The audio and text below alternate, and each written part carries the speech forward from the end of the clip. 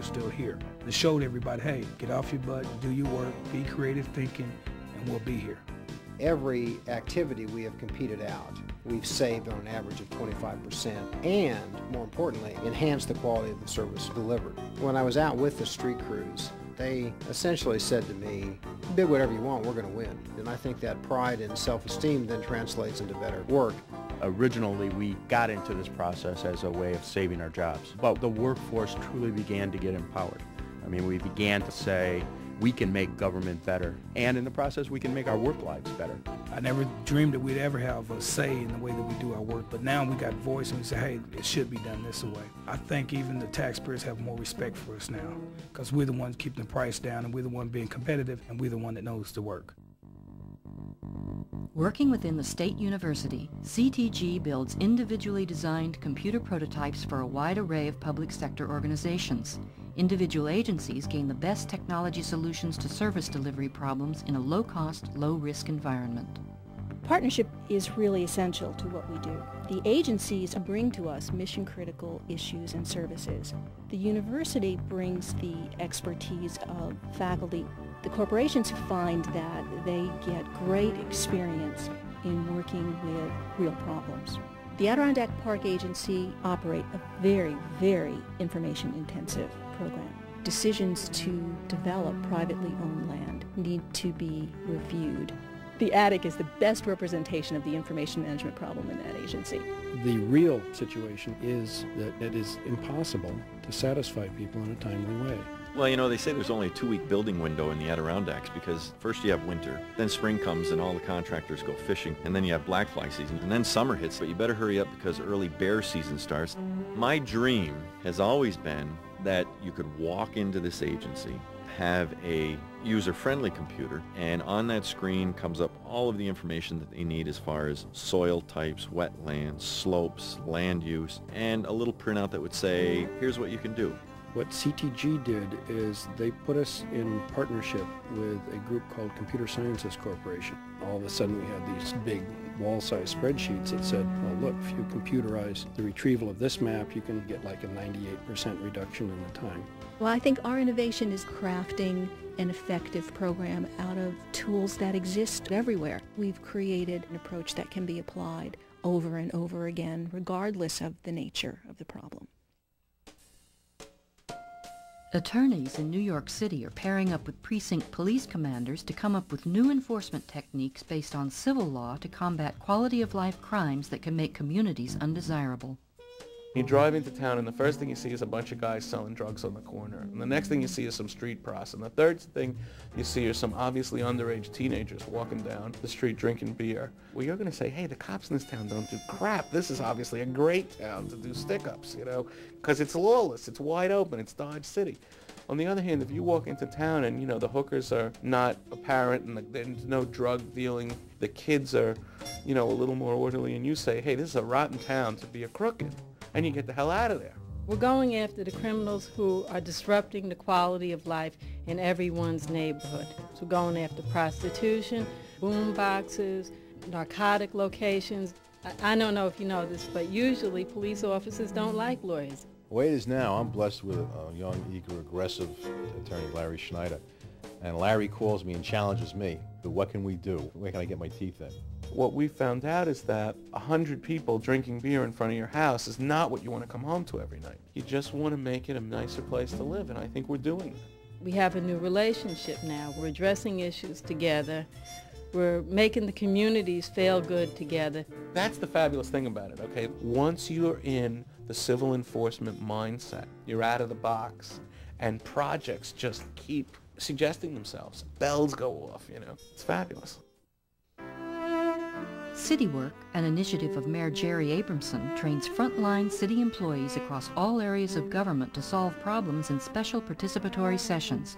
As new ideas emerge, the mayor's office responds quickly and directly to implement them. Since CityWork, a lot of things have changed. In today's organization, if we think it's a good idea, we can go straight to Mr. Doolin, run it through him. You know what's happening now.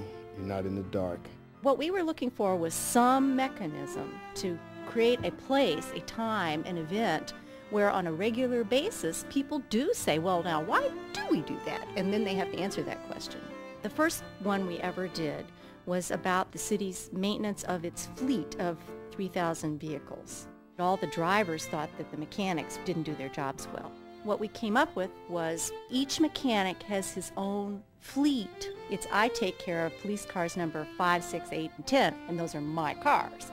In city work sessions, people are asked to come up with good ways to do things better, and out of that respectful interaction comes a sense of re-energizing and recommitment to doing good work. I think we made better employees. They're empowered, they're appreciated, they have input. We have committed ourselves to the notion that the reinvention of government is not something you do just once. It's something that you do forevermore, every day, to bring back up the question of, are we doing this job in the best way we can figure out how to do it?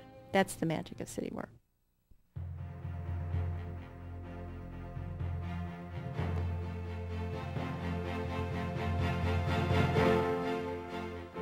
The Bureau of Reclamation took a hard look at itself and realized a major transformation was in order. Historically dedicated to building dams, the Bureau has downsized, empowered its workforce, and become an effective water resource management agency. The Bureau of Reclamation was established in 1902 to make the deserts blossom. We built over 300 large dams. We tamed many rivers. We had helped settle the West, and now our original mission was over. Frankly, we were just out of date and out of touch. My job was to stand up and say, let's move forward and we can make the Bureau of Reclamation an exciting place to work. And the employees said, but what does exciting mean? And I said, hell, I don't know. You figure it out. I would say the Bureau always was a get things done type of organization. We fundamentally accomplished all the elements of the reorganization within a period of about 3 to 5 months. We supply water on a wholesale basis to more than 40 million people in the western United States. We needed to recognize that we were a water resource management agency. What the employees said is that we need to empower our field offices to make day-to-day operating decisions on their own. We created a technical service center that suddenly became an entrepreneurial organization. The commissioner invested in the people of the Bureau of Reclamation. We now own it, and it's what we want to make it to be. We stopped managing the moments, and we went to unleashing the capability that people bring and invested in that. And that's what the people did here, every single one of them. When chemicals long used in the repair and maintenance of guidance systems for missiles and other aircraft were found to be ozone destroyers, workers at Newark Air Force Base in Ohio figured out how to get the same excellent results using environmentally safe soap and water, and saved the Defense Department millions in the process. On an intercontinental ballistic missile, there's 3 1-megaton warheads. I certainly wouldn't want to have one fired with a gyroscope that was unstable. I mean, I'd hate to have one land in my backyard. So, I mean, you talk about trying to clean a gyroscope, you better have your business together. We became very aggressive very early on in using aqueous technology, water and detergents as the cleaning medium. At first it was felt that it was probably the dumbest thing anybody ever conceived of.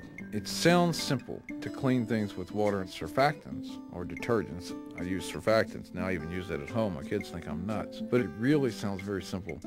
But it is extremely technical. Any dust particle or any particle will cause that gyro to fail. Really and truthfully, I thought it would never work. I don't know whether you've ever been in a clean room where they used a lot of chlorofluorocarbons or methylchloroform, but it stinks. And one of the comments that I get is that, wow, it doesn't stink around here anymore. And, you know, maybe this is good for me. People would see it working, and they don't want to go back. Our innovation here has been the mindset change. All of the things that made us able to change a deeply embedded process and do it quickly. We challenged the system, so to speak. You give me priority, and I'm going to use the hell out of it. In fact, everybody used to say when I'd walk in the door, it says, oh my God, here he comes again. Captain Ozone, he's on his track. But if people think government can't do anything, I dare them to come down here and watch our group for 2 days.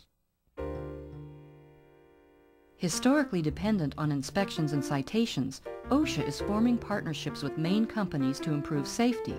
Focusing on voluntary compliance and worker initiatives is resulting